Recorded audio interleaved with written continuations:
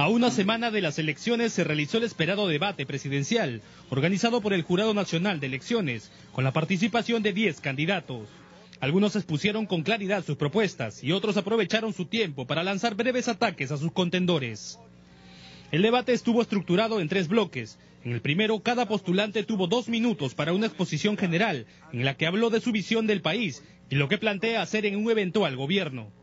El primero en intervenir fue Alejandro Toledo, de Perú Posible, quien sostuvo que el Perú es un país que necesita más trabajo y empleo. Pedro Pablo Kuczynski aprovechó su intervención para señalar que el Perú no puede regresar a experimentos fallidos con resultados negativos que se ven en otros países. Veo un Perú que busca la necesidad de generar trabajo digno, bien remunerado para todos los peruanos, independientemente del color de la piel o de dónde nacieron. Necesitamos visión, experiencia, honestidad. No regresemos a experimentos fallidos cuyos resultados vemos en países vecinos. El Perú debe curar las heridas del pasado. Antero Flores Arauz hizo una alusión a la nacionalidad de su antecesor, señalando que él sí es peruano de nacimiento. Soy peruano clarísimo, limeño. No tengo otra nacionalidad, no tengo otro interés, no tengo ninguna otra cosa que mi familia en el Perú, mi familia peruana, mis hijos peruanos, mis nietos peruanos. Y quiero para ellos un Perú mejor. Fernando Olivera relacionó el crecimiento del país y los grandes temas nacionales en la lucha contra la corrupción. Con una nueva justicia acabaré con la corrupción y la impunidad. Y gobernando con el ejemplo, rescataré los valores ancestrales y nuestros recursos naturales para los peruanos. Así y solamente así acabaremos con la pobreza y construiremos una sólida y pujante clase media. El candidato Alan García hizo votos para que el debate fuera una exposición de ideas, mientras que la postulante por el Frente Amplio comenzó su intervención en el idioma quechua. Yo espero que este debate una las metas de los candidatos presentes para formular en el bicentenario un país con más crecimiento, más empleo, con más seguridad ciudadana y fundamentalmente con más justicia social. Nuestra economía está frenada. Dependemos excesivamente de la exportación de minerales y cada vez que sus precios caen, nuestra economía se frena y afecta a las familias peruanas. Y la mayoría de candidatos creen que esto se resuelve solamente con ajustes y maquillajes, cuando la gran mayoría de peruanos afirma que lo que se necesita es un nuevo modelo. El candidato del Partido Democracia Directa, Gregorio Santos, sostuvo que en las últimas décadas se ha perdido el pensamiento de grandes intelectuales. Por primera vez en el país, en esta campaña, puedo llegar a sus hogares, a sus corazones, y he visto con espanto y desesperanza como millones de peruanos, cómo se han olvidado los ideales de Mariátegui, cómo se ha renunciado a Haya de la Torre, cómo se ha perdido el pensamiento visionario del gran Jorge Basadre. Para Alfredo Barnechea de Acción Popular, el Perú necesita un crecimiento económico con distribución más justa. Él además ofreció disculpas por sus errores en campaña. Nosotros creemos en el crecimiento económico, pero creemos que el crecimiento económico sin distribución es injusto y crea un país desigual. Nosotros queremos transformar al Perú en un país industrializado en una generación y no quedar siempre como un país productor de materias primas. Fernando Belaúnde tuvo el sueño de la conquista del Perú por los peruanos y le puso un primer piso que fue la integración física. Queremos ponerle el segundo piso que es la integración social. Keiko Fujimori señaló que de llegar al gobierno, trabajará para recuperar los años perdidos, poniendo el Estado al servicio de la población, en tanto que Miguel Hilario de Progresando Perú empezó su exposición aludiendo a la hoja de vida de la lideresa de Fuerza Popular. Yo apuesto por el cambio, apuesto por el desarrollo, apuesto por el Perú. Por eso voy a poner el Estado a tu servicio.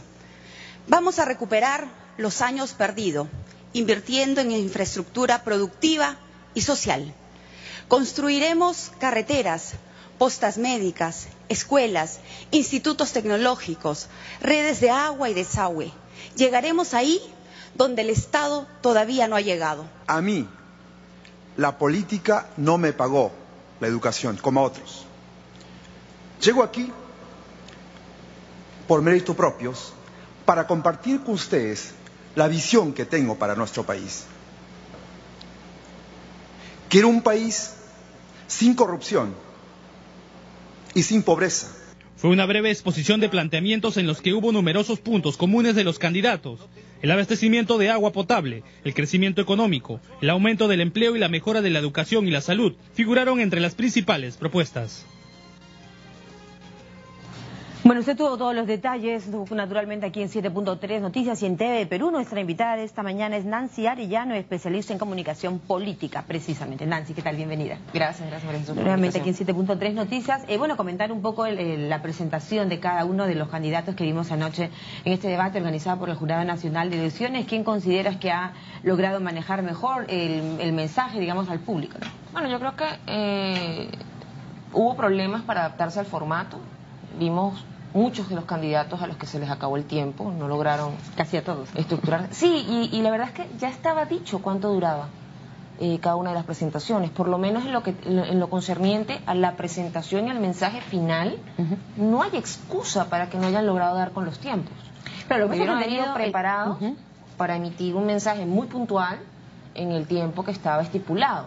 Esa improvisación, la verdad es que no venía al caso. No es plausible, no es Ahora, admisible. sin embargo, todos han coincidido, casi todos, en señalar que la estructura un poco apretada, digamos, en los tiempos, que no puedes en 2 minutos exponer de pronto una serie de propuestas. Yendo un poco más al manejo de cada candidato, ¿no? ¿Qué te pareció un Fernando Olivera versus Alan García? ¿Algo nervioso, crees tú? Olivera me pareció que, bueno, dada la posición en las encuestas, creo que no tenía nada que perder.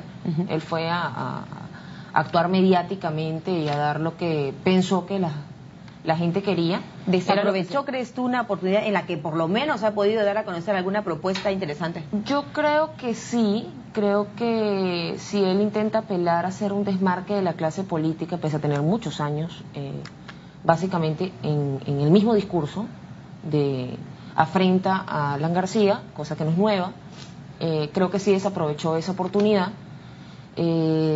Creo que se banaliza el discurso en esas discusiones. Pérdida de tiempo, ¿no? Se pierde el tiempo. Creo que García, bueno, la situación obviamente era incómoda. Naturalmente. Porque no era el objeto del debate y de hecho después lo llaman a capítulo. Lo que creo que también pudo haber sido otra forma, porque ya todo el mundo estaba advertido de que se iba a hacer la actuación de Olivera. Entonces quizás el jurado debió en el momento, o los moderadores, haberle advertido a Olivera antes.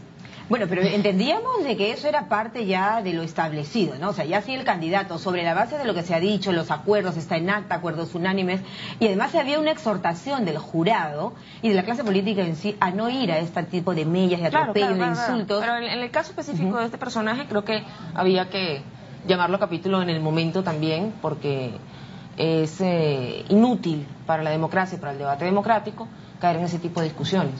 Ahora, hemos visto a un candidato, el expresidente Alan García.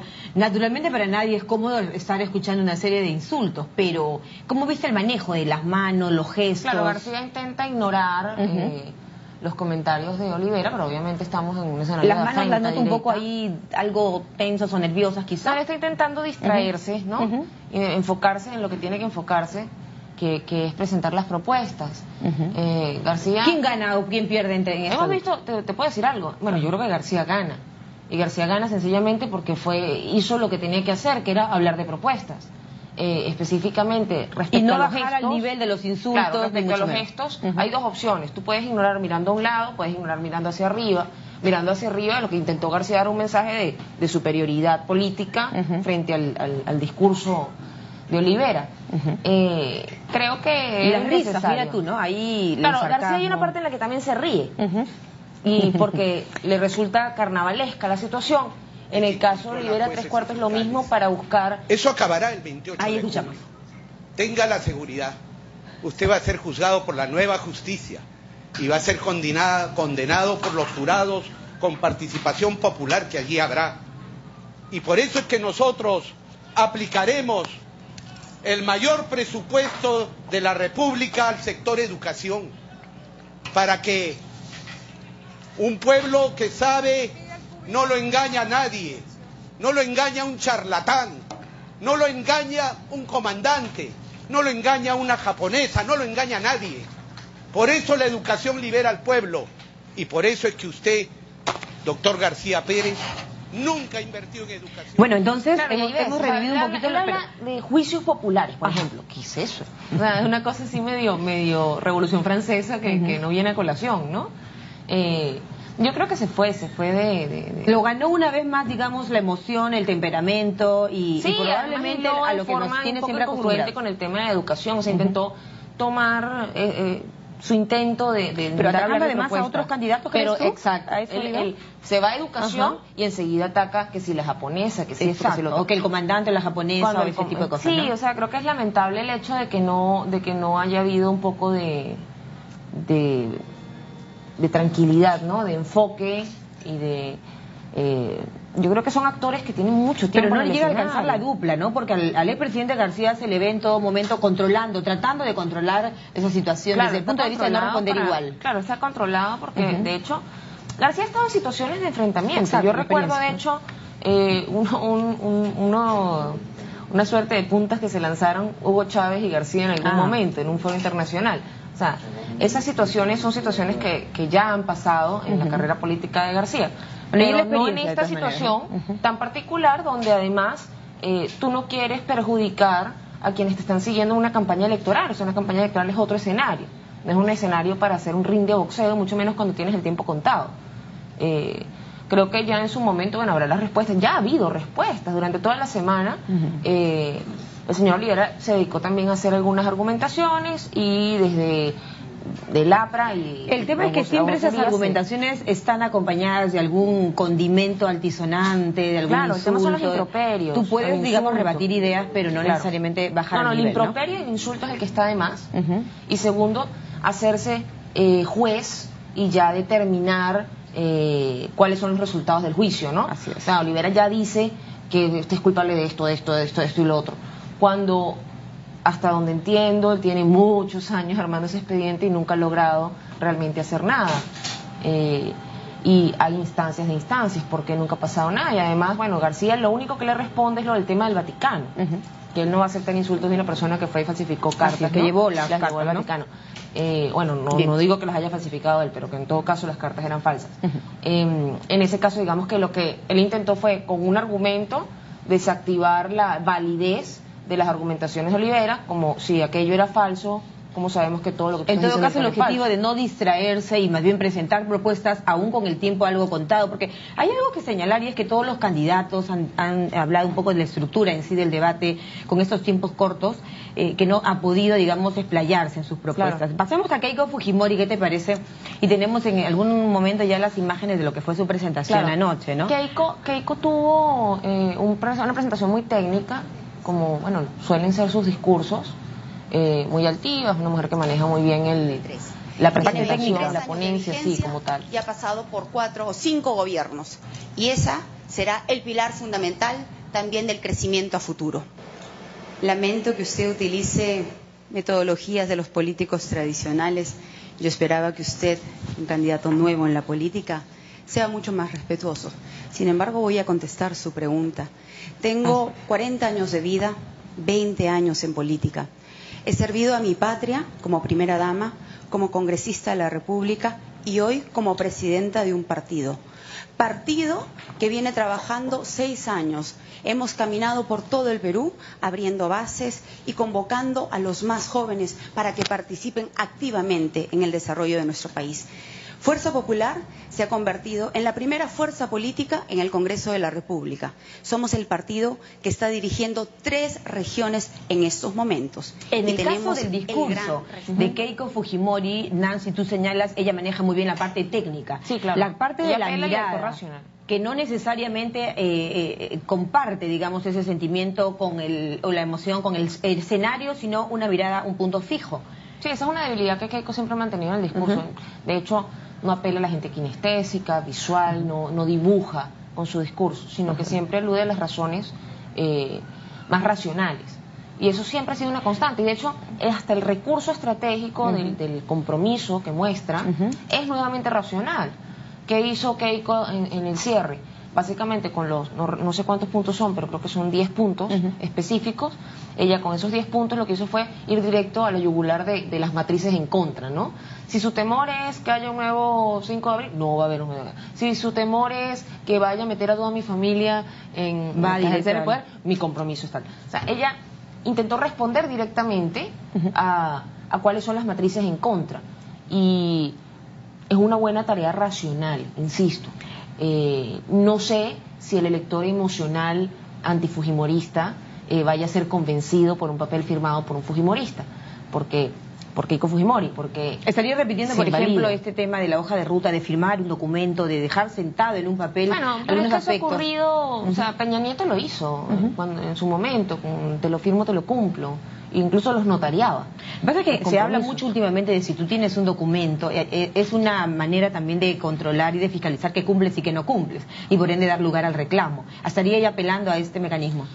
Por un lado sí, pero por otro lado, digamos que dados los tipos de temores... Ahora, el voto duro de Keiko, que en las encuestas ha quedado totalmente confirmado, y quienes dicen que tiene incluso algo más, pero ese voto duro no se mueve. ¿Qué estaría faltándole a ella en esta última semana? Hay un fuerte, porque bueno, la experiencia o lo que pasó en los 90 no es fácil de superar, ¿no? Y el trabajo político que ha venido haciendo Fuerza Popular es un trabajo político pues de 5 o 6 años. ¿Se pierde un poco la esencia del mensaje, crees tú, en algo que también hemos escuchado mucho y hemos visto en las redes, ¿no? Una candidata que tiene arriba del 30% versus un candidato que no representa más, digamos, de un porcentaje bajo?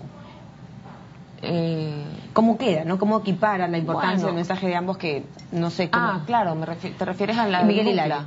Bueno, pero es que las duplas estuvieron todas bastante particulares, casi todas fueron hechas así, parece que las hubiesen hecho así a propósito. Bueno. No hubo realmente dos candidatos de peso que se contrapusieran, o sea, Kuczynski versus Verónica Mendoza, dos modelos completamente distintos para contrastar. Pero quizás algo de rico ahí, ¿no? Porque puedes tú efectivamente ver una oposición de uno versus el otro. Pero se perdió ese debate de contraste como tal, o sea, en el espectro, porque pese a que todos intentan aludir al centro ideológico, no es menos cierto que las posturas propias de sus agrupaciones están en diferentes lugares del espectro. Así es, totalmente en extremo, ¿no? Vamos a pasar a otro candidato, ¿qué te parece? El señor Alejandro Toledo. Perú necesita volver a crecer. El crecimiento económico es un medio, no es un fin. El objetivo final es que el crecimiento permita redibujar el rostro social del Perú. Necesitamos volver a crecer a 7.5%, como se lo entregué al presidente Alan García. Pero necesitamos invertir en la mente de nuestra gente, porque ella es la que produce. Necesitamos seguridad ciudadana. No podemos crecer si no terminamos con la inseguridad. Eso significa incrementar la severidad de las penas. No podemos crecer con una corrupción en el sector público, en donde para que exista una corrupción... Sí, hay algo que he podido apreciar en la presentación del presidente Toledo, es el tema de los tiempos. Le ha costado mucho a él centrar su mensaje o redondear la idea en el tiempo. Yo siento que no pudo redondear las ideas. Segundo, aludió demasiado a la memoria del pasado. Por ejemplo, decirlo del 7.5% como yo se lo entregué a García. Cuando eso es inviable, o sea, es inviable una promesa, o por lo menos sin explicar una promesa de cómo crecer el 7.5% en una coyuntura internacional como la actual. Exacto, eso voy.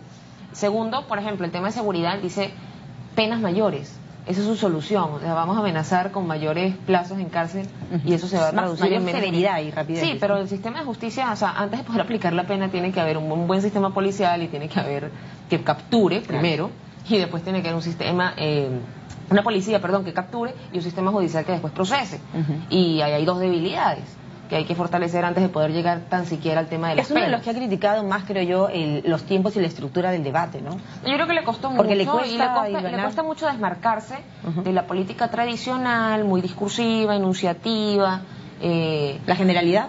Sí, yo creo que hubo mucha generalidad, por eso te digo que hablar de 7.5%, hablar de invertir en la mente, darle una cara social al crecimiento económico, etcétera, son mensajes que muy difusos. Posiblemente está anquilosado en lo que fue su gestión y no mira un poco más que siempre aludiendo al pasado, y creo que estos son ya otros tiempos, han pasado ya más de 10 años. Más aún en un contexto mundial como el que estamos viviendo, donde hay muchos retos y la agrupación no está fortalecida. ¿Su pareja, la dupla?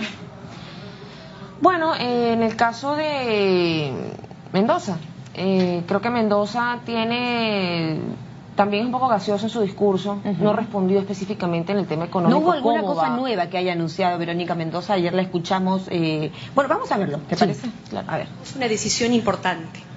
O seguimos teniendo gobiernos al servicio de unos pocos y de sus privilegios, o tenemos por fin un gobierno al servicio de la gente.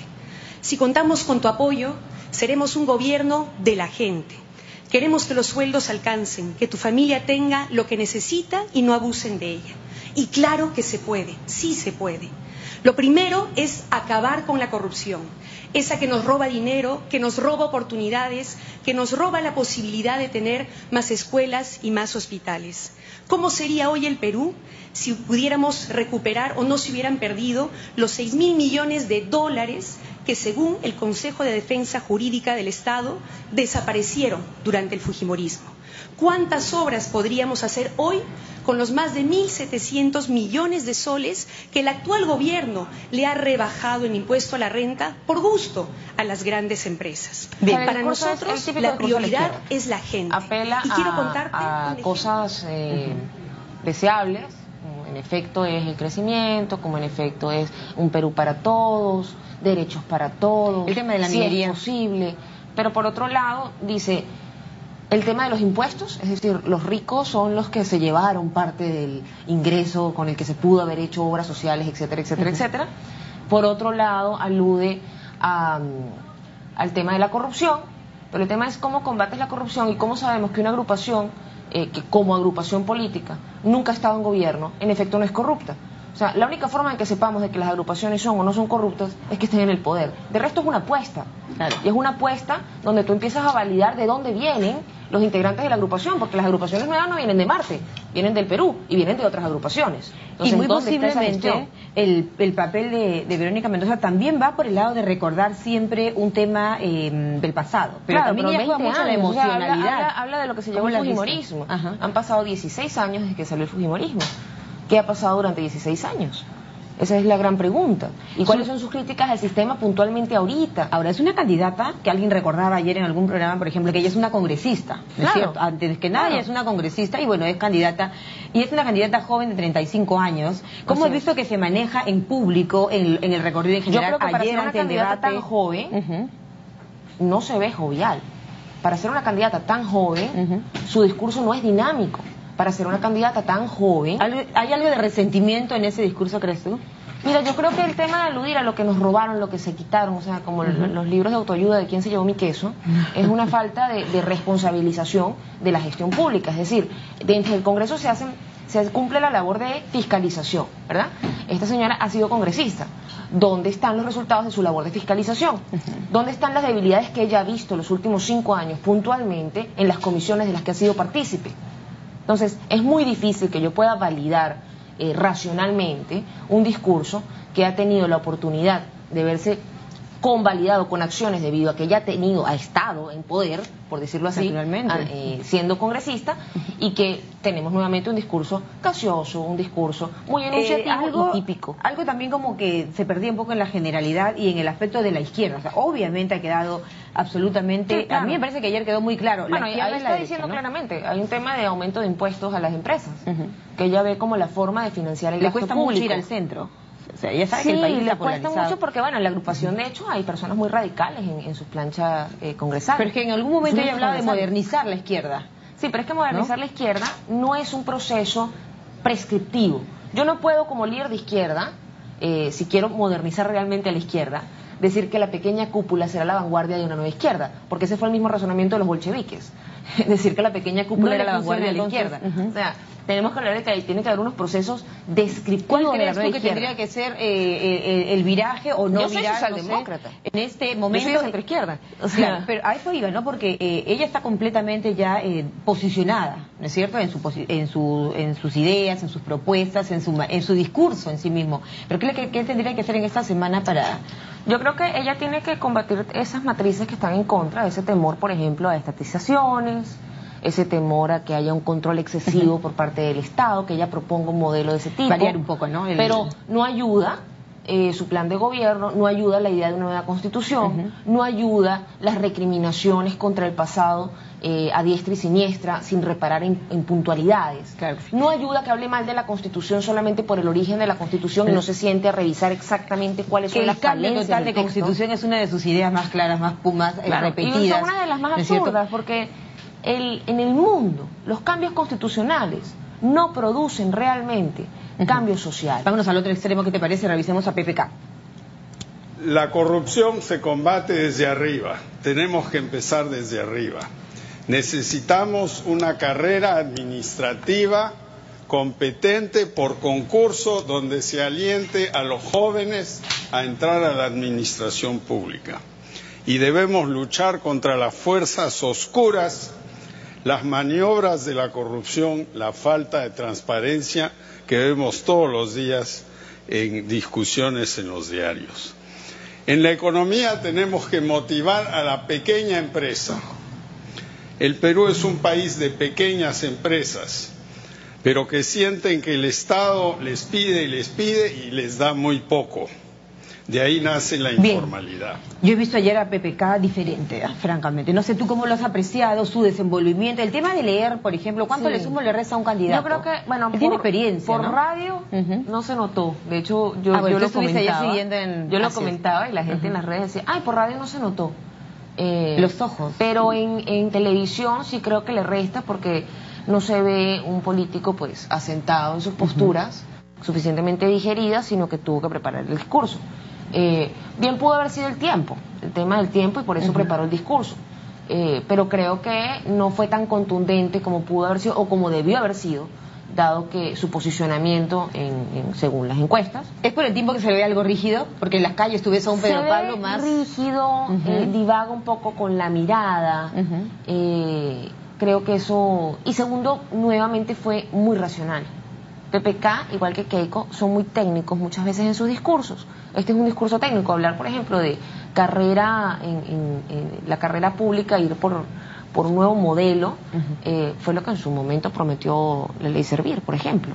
Entonces, ¿hasta qué punto eso realmente va a sumarle a nivel discursivo? Creo que tenía que haber aterrizado en cosas más puntuales que atendieran a las necesidades quizá más cotidianas. agilidad también en el discurso, porque para el tiempo que han tenido... PPK no ha sido muy ágil en el discurso. En realidad no es ágil, ¿no? Ha logrado ser ágil en su discurso cuando ha insultado, cosa que no ha sido muy positiva tampoco. Pero creo que lo hizo por eso. Demasiado Yo creo que fue un consejo de asesores. Así es. Cuando le dijeron que arreciara el discurso y atacara a otro, para que no se viera como el señor que siempre se está riendo, ¿no? O que siempre está recibiendo los ataques y no riéndose. responde, ¿no? Pero creo que, indudablemente, si evaluamos el fondo... O sea, pero si él hizo dejamos de noticia, lado la acuérdate, forma, cuando respondió y se le vio la otra caja. Claro, ¿verdad? por eso digo que si nos vamos al fondo, si nos alejamos de la forma un momento, creo que también estuvo entre los mejores a nivel de fondo. Perfecto, el día de ayer. El día de ayer. Muy técnico, sin embargo. Muy técnico porque creo faltó que un poquito esta es de... una oportunidad de audiencia amplia. Creo que el debate es una oportunidad, todo el país, ¿no? Todo lo ve. Así es. O sea, no lo ve nada más un grupo. Alfredo Barnechea, Nancy, fíjate, en estos días ha recibido una serie de críticas y temas. Disculpas. Ha pedido disculpas, evidentemente. Vamos a ver qué tal les fue ayer. La minería en Cajamarca, que ha sido siempre una columna vertebral de la economía del Perú. En el plan de gobierno de su contendora, la señora Verónica Mendoza del Frente Amplio, se habla también de reducir la minería al mínimo posible. Veo que en eso tienen coincidencias. ¿En qué se diferencia usted de Verónica Mendoza? Perú ha recibido por el gas 30 veces menos que por el mismo gas ha recibido Bolivia. Hay un contrato con México que es un contrato secreto. Es una pérdida de miles de millones de dólares que hubieran servido para financiar la gran revolución en libertad que proponemos. Pero será seguramente materia de otro debate. Lo que nosotros planteamos es dejar de ser un país productor de materias primas solo y convertirnos en un país industrializado. Esencialmente, pasar la plata de los recursos no renovables. Cuando se saca una tonelada de piedra de los cerros, nunca más vuelve a los cerros, y pasar a los sectores constantemente renovables, que son la infraestructura y que son la educación. Y es fundamental para eso construcción de nuevas carreteras, por ejemplo, como la entre Huánuco y Sayán, la de Cañetes con Yauyos, y una carretera entre Chimbote y Guayaga. Bueno, y hay varios aspectos en el discurso de Barnechea, y es que él arranca su presentación con una disculpa, por ejemplo, ¿no? Sí, reiterando la disculpa. Bueno, la disculpa, no sé hasta qué punto logra calar, porque luego, 2 minutos después que se acaba el debate en televisión, en entrevistas particulares, va y dice que él no hizo nada malo, la misma actitud. Sí, pero que no, pero que entonces... Ahora, la disculpa por lo de Mercedes Arao, porque si piensa que yo me equivoqué. Ajá. La disculpa por el chicharrón. La gente piensa que él se equivocó, pero él no se equivocó. Entonces, es difícil. Es un tema de figura, no de fondo, dices tú, esa disculpa. Sí, lo que creo es que, bueno, tiene que practicar más ser más, llegar mejor, y comunicarse más la sencillo, conexión y el respeto al otro, la mimetización, la mimetización como recurso político. Porque cuando yo busco ser tu representante, tengo que hacer que tú sientas que en efecto te entiendo y me puedo poner en tus zapatos. Un chicharrón no es un chicharrón, un chicharrón es un símbolo. Es un sentimiento. De que yo puedo entender tu situación. Esa señora que le entrega el chicharrón renuncia a recibir el sol por el cual hubiese podido vender ese chicharrón y se lo da a él. Claro, ahora y además le muestra algo de su cultura local, le muestra algo de su esfuerzo. Si hubiese sido un artista y le hubiese entregado una escultura, ¿la acepta o no la acepta? La acepta. O la escultura sí, pero el chicharrón no. Es lo mismo. Ambos son el producto del esfuerzo humano. Hay una parte en la que él lee, hay una parte en la que él ya tú lo ves cuando habla, por ejemplo, de las carreteras. Esa parte lo encuentro muy espontáneo. Claro, muy genuino hay dibuja, y Barnechea tiene esa virtud, él logra dibujar en la mente de la gente, aún con la seriedad. Su discurso tiene ese positivo.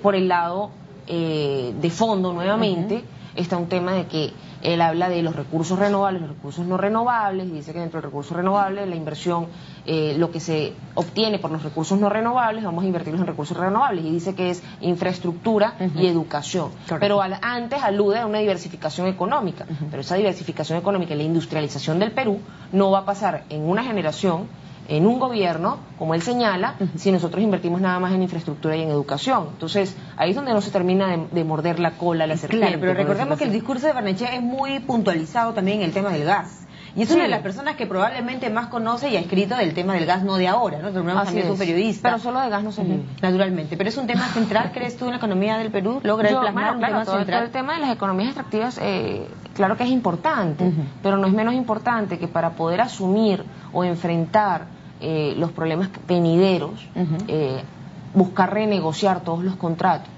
buscar, digamos que ahuyentar un poco a las empresas que actualmente vienen laborando en el Perú. Sin embargo, no es creo precisamente que el momento para hacer eso. Nancy, ¿crees tú que para el peruano hablarle del tema, estamos seguros, hablar del tema, de un tema tan sensible como es el Perú, país minero, país extractivo, país del gas, ¿por qué no decirlo? ¿No es cierto? El gas es un tema que han abordado en muchas campañas, muchos candidatos, y algunos incluso con éxito. Se había prometido, exacto, el tema de los precios. También hay PPK hablaba también del balón del gas a 12 soles, no el balón, el gas. El gas, así es. Ya es un poco más en la nebulosa. Claro, el tema es que hay discursos que se agotan. El gas estuvo también en la campaña pasada, así es, en el tapete, y hay discursos que yo creo que se agotan. Perfecto.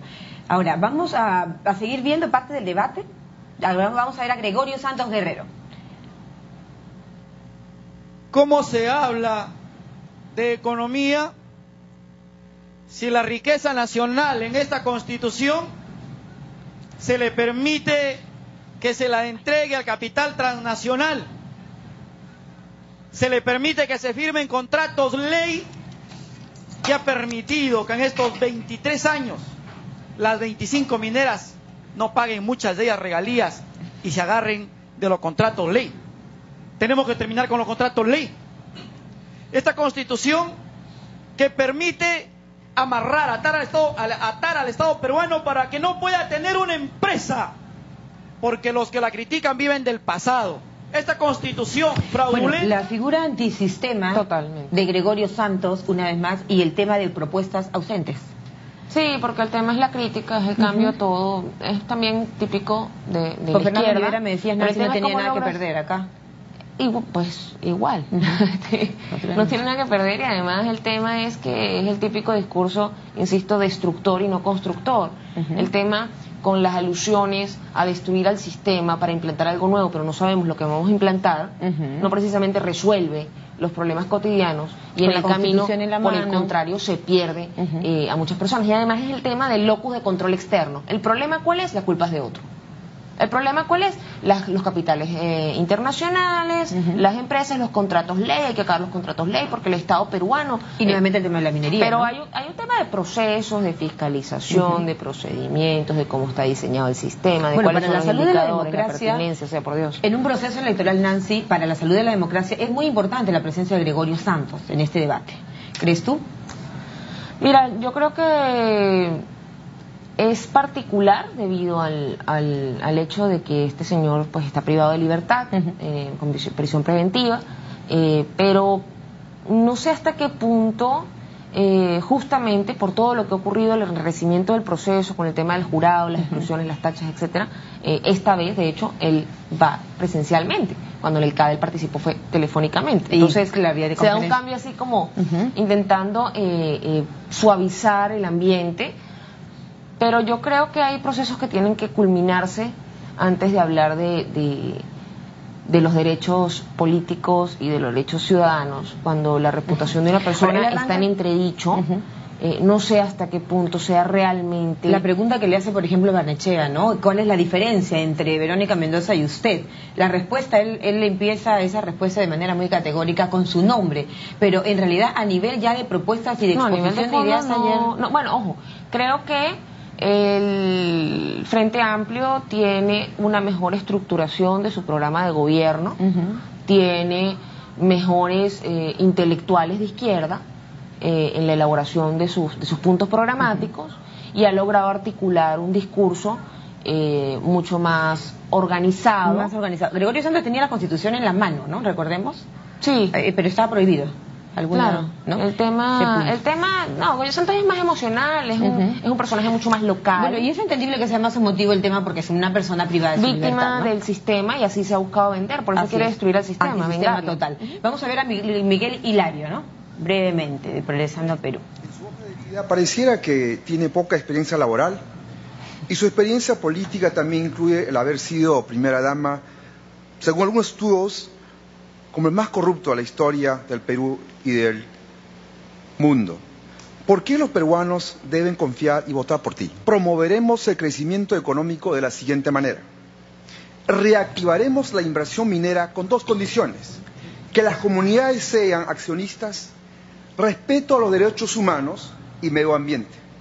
Atraeremos a 10 millones de turistas al año promocionando nuevos destinos turísticos. Impulsaremos la agricultura orgánica en alianza con las comunidades nativas y campesinas. Invertiremos en infraestructura de transporte, servicio de agua y desagüe para todas las comunidades en el Perú. Combatiremos la corrupción que roba el desarrollo. Sí, bueno, las propuestas son primero muy generales, segundo, bueno, infraestructura y agua para todos en el Perú. Son promesas que en cuánto tiempo, cuántas por año, de qué estamos hablando, ¿no? Segundo, bueno, le ataca directamente a Keiko, y de hecho ni siquiera le habla de usted, sino que además se va al tuteo. La diferencia entre el ti y el usted, ¿qué nos deja? ¿Qué nos dice? Bueno, yo creo que él está intentando mostrar que él está en una postura moral por encima de Keiko Fujimori, y por eso... Pero creo que por el contrario, pero creo que el efecto es el contrario. Creo que el efecto es el contrario, porque choca al oído inmediatamente, y porque se supone que están en igualdad de condiciones y de respeto, ¿no? Y de respeto. Segundo, el hecho de que... Pero logra incomodar, los gestos de Keiko ahí se ven claramente incomodar, pero porque claro, la afrenta directa siempre va a incomodar, y mucho más porque en el caso específico de Keiko Fujimori, ella viene estando pues en cierto estatus político desde muy joven, al ser primera dama, etcétera. Entonces también es difícil cuando nosotros hablamos del tema laboral, en el caso específico de Keiko Fujimori, cuáles pueden ser las expectativas. Realmente es viable pensar que la hija del presidente iba a trabajar en ¿dónde? Si estaba involucrada en quehacer político, cuál era el destino, qué es lo coherente. ¿Por qué la política no es un trabajo? Eso es una cosa que yo siempre me pregunto, ¿no? Hay posgrados en política, hay estudios de pregrado en política, hay especializaciones en política, etcétera, pero pareciera que trabajar en política no es un trabajo. Pero es que eso es el resultado también de cómo se ha hecho política en el Perú, ¿no? Pero hay un tema ahí de discusión, hay un tema ahí que es importante que nos repensemos, ¿no? Porque el conocimiento que tiene que tener la persona que vaya a ocupar la primera magistratura tiene que ser un conocimiento multidisciplinario en diversas áreas. Pero ahí volvemos a lo mismo, porque fíjate, algo que se le señala en el caso de Keiko es que probablemente siempre tenga que leer un libreto, siempre tenga que leer un documento, y es por eso quizá el hecho de que ella cuando da las declaraciones a la prensa no mira a los ojos, está siempre más como enfrascada o demasiado concentrada en un discurso previo, ¿no? No, yo creo que, ojo, más allá, hay debilidades por un lado en el discurso, que puede haberlas en alguien que haya estado en el ruedo político mucho tiempo o no, pero las hay en este caso. Por otro lado, hay unas debilidades de estructuración de partido, en el sentido de que desde Cambio 90 hasta Fuerza Popular ha habido muchas mutaciones, muchos cambios, decisiones, etcétera. Y creo que hay un trabajo político todavía pendiente para que se fortalezca como opción en el espectro. Ahora, los candidatos... Y tercero, superar, obviamente, todo lo que ocurrió en los años 90, de los excesos, etcétera. Creo que como ella ha sido protagonista en su momento, además de lo que pasó, porque ocupó la posición de primera dama, tan joven, es muy difícil que ella pueda lograr superar ese tipo de acusaciones sin sangre en la cara, como dicen. Vamos a ver Antero Flores Araujo del Partido Orden. 1, corrupción. ¿Qué pretendemos? Que no haya más el tema de la inmunidad parlamentaria, que se ha convertido en impunidad. El famoso torongo no comió torongo. 2, la sanción adicional a la carcelería de lo que se llama inhabilitación tiene que ser de por vida. 3, en gran corrupción, ni más beneficios penitenciarios, sino cadena perpetua. 4, empresas que tengan anticuchos en su país o en otros países no podrán ser postores en licitaciones ni en concursos. En economía, dar facilidades plenas, sobre todo a los pequeños empresarios que quieran formalizarse. Realmente muchas cosas se pueden decir como complemento al tema de la corrupción, pero una de las más importantes es empoderar a la Contraloría. Hay miles de unidades ejecutoras, hay más o menos 2.000 municipios y la Contraloría solo puede dedicarse a más o menos 700, 750. Entre los municipios, 1.800 más o menos distritales y cerca de 200 provinciales. Si no se empodera la Contraloría y si no se dan los recursos, siempre tendremos el famoso dicho, en caja abierta el justo peca. Y no queremos que haya justos que pecan. Tenemos que pensar en un Perú del primer mundo, decía, ¿no? Una de las propuestas de Antero Flores Araujo. Es un perfil muy conservador, absolutamente conservador. Eso lo dejó saber. Además, es un personaje muy llano, logra un discurso muy plano, logra además sentirse sincero, es la verdad. Y creo que Antero es el tipo de candidato que uno puede gustarle o no, pero la decisión que tome respecto a él es una decisión que sientes que es real, que no hay nada escondido. Creo que... ¿Podríamos decir más espontáneo? Creo que es el que menos maquillaje usa de todos los candidatos.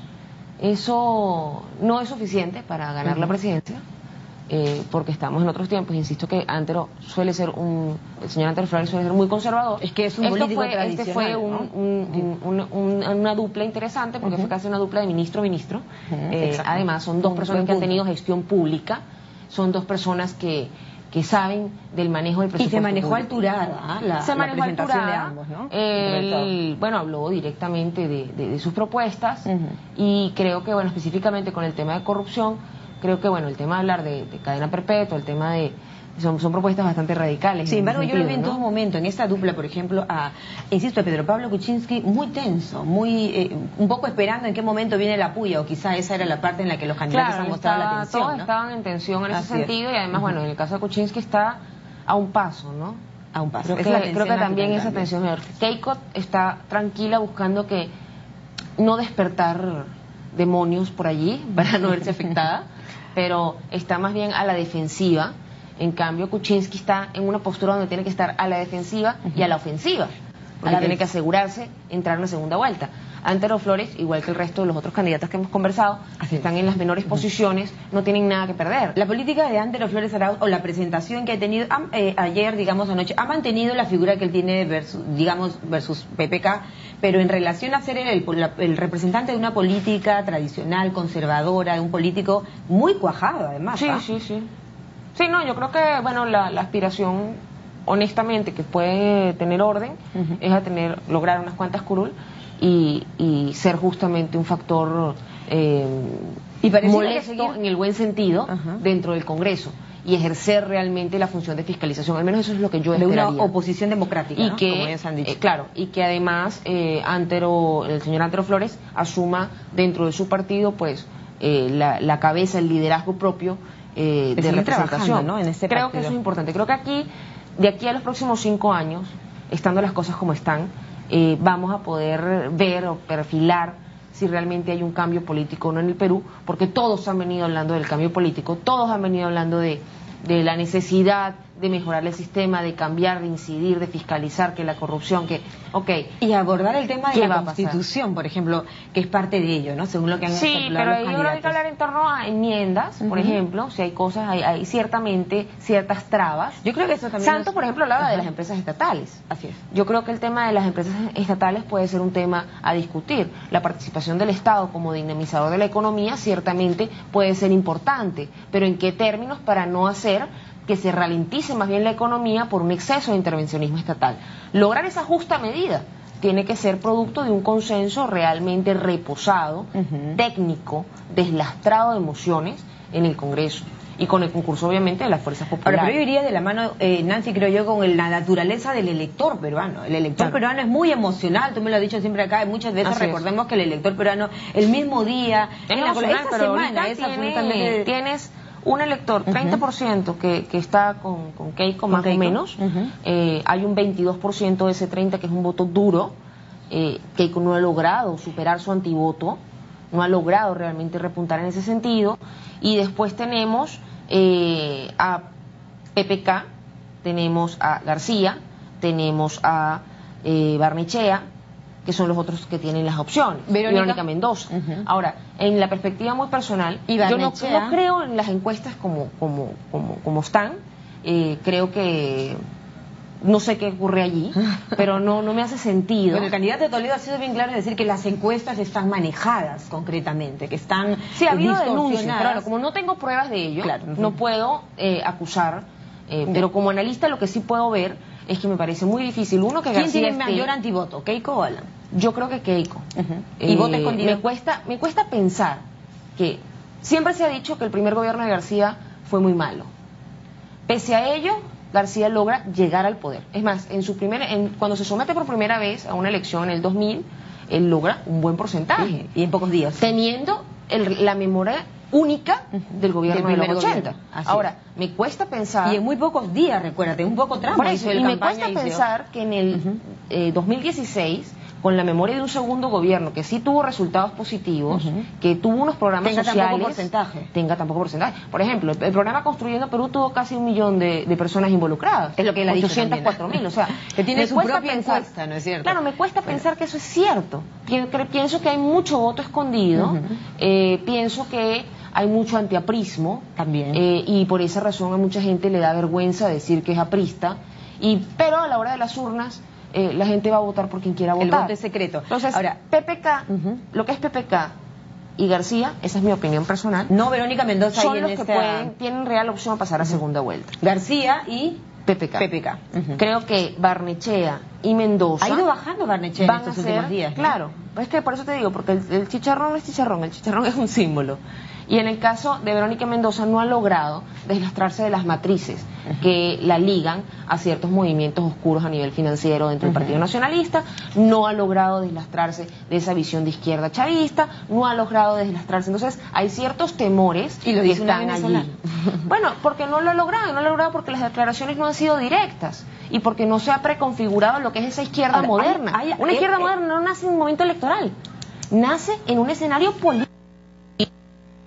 No son las elecciones. Ahora, queda esto como un rótulo o un título bastante interesante, No, pero es lo que te decía antes, ella hablaba de modernizar la izquierda, pero no lo ves. El congreso que vamos a tener va a ser un congreso muy complicado, que puede entenderse como un congreso muy fragmentario o como un congreso profundamente democrático. Ahora, la primera Ese es el reto, construir un congreso profundamente democrático donde podamos tener discusiones alturadas desde distintas perspectivas y que se logren los consensos. El llamado será eso.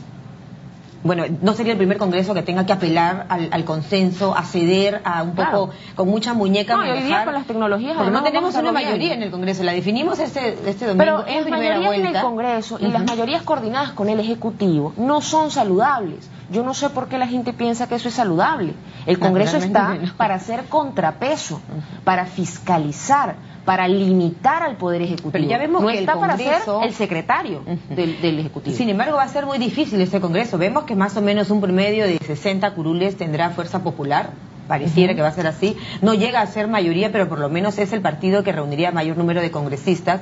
Imagínate tú en una segunda vuelta, ¿cómo ves un escenario Keiko y Verónica Mendoza? En cuanto a polarización. Bueno, sería un escenario absolutamente polarizante, absolutamente polarizante. Creo que las experiencias latinoamericanas, donde se ha venido pendulando, podría plantear ese eventual escenario. Yo particularmente no creo que sea el escenario más viable, pero bueno, tampoco puedo decidir por los 30 millones de peruanos. Cada quien después termina. ¿Crees tú que es saludable que estemos hablando? Pero creo que la polarización en ese sentido sería nunca fuerte. positiva. No, y no es positiva. No es positiva porque nos vamos a términos emocionales y la gente termina asociando el tema de derecha-izquierda con quién le roba a quién. Imagínate un país Entonces dividido. allí viene el problema. Bueno, y Venezuela es ese caso. En Venezuela tenemos un ejecutivo que se dice de izquierda y tenemos un legislativo que se dice de centro-izquierda. Pero ya vemos y técnicamente son de izquierda los dos, pero este llama al otro de derecha y este llama... Recordar Venezuela y nos recuerda a otros temas también, claro, ¿no? Bueno. Y no deberíamos repetir esas experiencias porque, bueno, como dice el dicho, cuando ves las barbas de tu vecino arder por las tuyas en remojo. Veremos qué pasa en estos días. Quedan muy pocos días y cómo se van desenvolviendo también. Ya vienen los cierres de campaña, los mítines y en todo caso el poco tiempo que queda para exposición de ideas, que no es precisamente lo que hemos tenido en esta campaña.